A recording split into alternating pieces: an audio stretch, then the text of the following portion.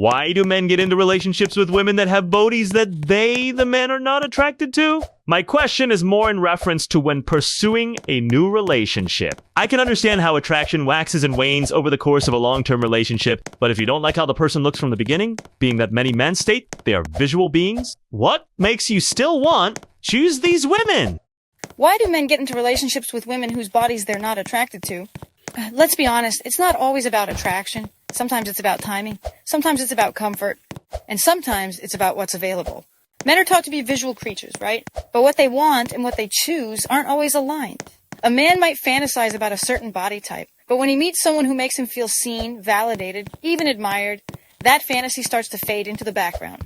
Because ego is louder than lust. And being desired can feel more intoxicating than desiring.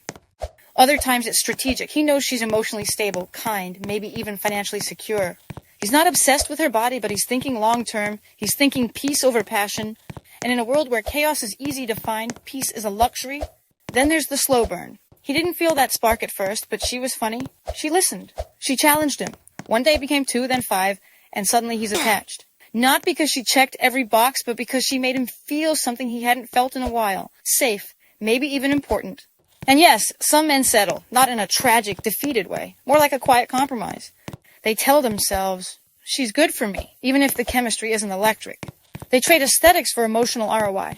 But let's not ignore the darker side. Some men choose women they're not physically drawn to because they feel they'll have more control, less competition, less risk.